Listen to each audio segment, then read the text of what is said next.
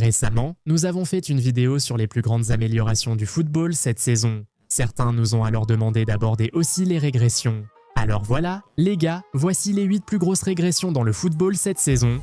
On va commencer avec Dango Ouattara tout seul, ce n'est certainement pas un mauvais joueur. Il a été directement impliqué dans 11 buts en 26 apparitions avec Brentford depuis son arrivée au club londonien cet été. Ce ne sont pas de mauvais chiffres, mais c'est une nette régression par rapport à ce que Bryan Mbeumo apportait au club la saison dernière. L'international camerounais avait été directement impliqué dans 28 buts en 38 apparitions en Premier League la saison dernière et avait terminé 4e meilleur buteur du championnat. Passer à Ouattara est clairement une régression. Après la perte de Wissa cet été, Brentford devrait être en très mauvaise posture. Mais étonnamment, ils s'en sortent plutôt bien jusqu'à présent. En parlant de Wissa, il a rejoint Newcastle cet été et eux aussi ont connu une énorme régression cette saison. C'est sûr, avec Alexandre Isak la saison dernière, le Suédois sous le maillot noir et blanc de Newcastle figurait parmi les meilleurs attaquants mondiaux. En fait, il a été l'avant-centre le plus prolifique de la Premier League la saison dernière, terminant avec 23 buts, soit un de plus qu'Erling Haaland. Sachant son importance, les Magpies voulaient se garder, mais l'ex-joueur de Dortmund a insisté pour partir, forçant son transfert à Liverpool lors du dernier jour du mercato.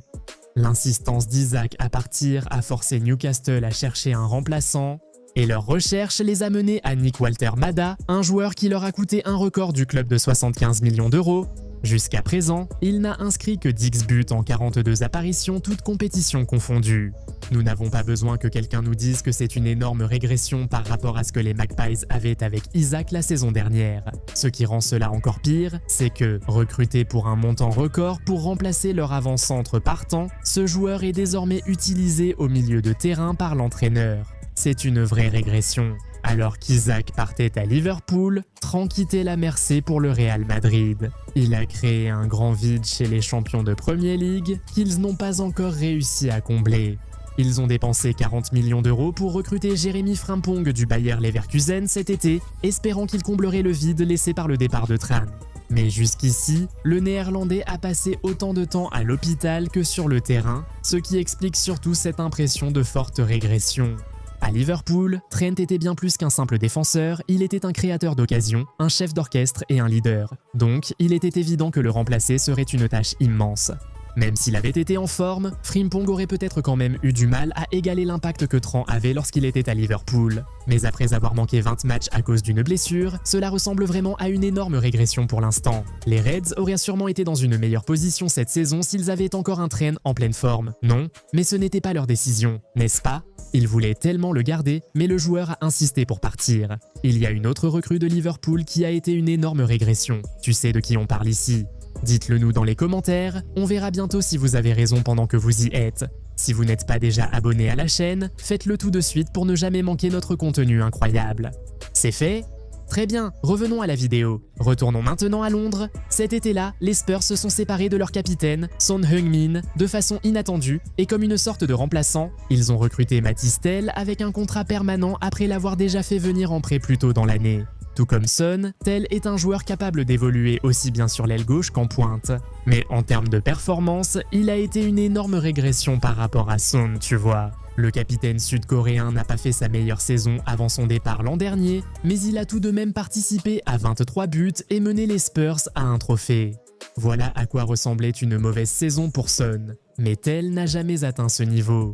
Il n'a réalisé que 3 contributions décisives cette saison et a été jugé insuffisant pour l'effectif du club en Ligue des Champions. Ce n'est pas ce qu'on attend d'un joueur acheté 35 millions d'euros et cela semble une nette régression face à Heung-min Son. Mais l'une des régressions les plus claires cette saison vient du PSG. Luis Enrique a décidé de se séparer de Gianluigi Donnarumma après ses performances incroyables lors de leur saison victorieuse en Ligue des Champions et de le remplacer par Lucas Chevalier. Le plus grand signe que c'était une énorme régression, c'est que Chevalier a maintenant perdu sa place au profit de Matvei Safonov, qui n'était que remplaçant de Donnarumma. Et voici pourquoi cela semble encore pire. Donnarumma n'était pas seulement un gardien décent pour le PSG, il était l'un des meilleurs arrêteurs de tir au monde et un véritable spécialiste des pénaltys. Il était la raison. Ils ont éliminé des équipes comme Liverpool et Arsenal en Ligue des Champions la saison dernière et sont allés jusqu'au bout pour remporter le trophée pour la première fois de leur histoire. Et souvenez-vous, Donnarumma était même prêt à accepter une baisse de salaire pour rester au club. Mais Enrique n'était même pas disposé à entamer une discussion. Celui-ci est vraiment une énorme régression qui aurait pu être facilement évitée. Il y a une autre régression au poste de gardien sur cette liste, mais avant d'en parler, allons du côté de Crystal Palace. Le club londonien a perdu son homme fort, Eberechi Eze, cet été et il l'a remplacé par Jérémy Pino. Maintenant, l'Espagnol de 23 ans n'est sûrement pas un mauvais joueur, mais il est clairement une régression par rapport à Eze. Eze portait Palace, marquait des buts importants et produisait des moments incroyables tout seul. Jusqu'à présent, nous n'avons rien vu de tel de la part de Pino. Croyez-le ou non, Pino a 2 fois plus de cartons jaunes que de buts en Premier League cette saison. Eze a été directement impliqué dans 25 buts pour Crystal Palace la saison dernière et bien sûr, il a marqué le but crucial qui a offert au club son tout premier trophée. Il n'y a tout simplement aucune chance que Pino atteigne ce niveau cette saison avec la façon dont il a commencé, donc on peut dire sans risque que c'est une énorme régression. Maintenant, souvenez-vous, nous avons mentionné une autre recrue de Liverpool ici, qui est aussi le gardien de but de cette vidéo, Georgi Mamodashvili. Liverpool l'a officiellement signé en 2024, mais il n'a rejoint le club que l'été dernier avant de s'engager. Certains disaient qu'il pourrait peut-être pousser Alisson vers la sortie après une saison.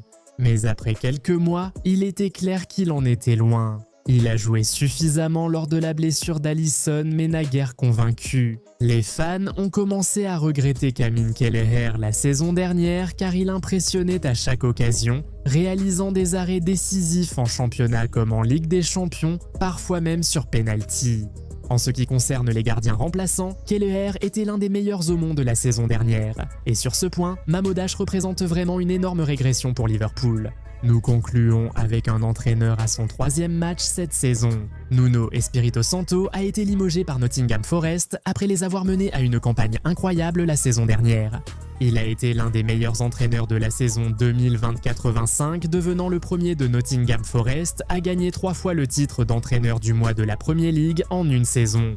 Il a fini par aider Forest à se qualifier pour une compétition européenne pour la première fois en 30 ans, concluant ainsi une saison vraiment historique pour les Tricky Trees.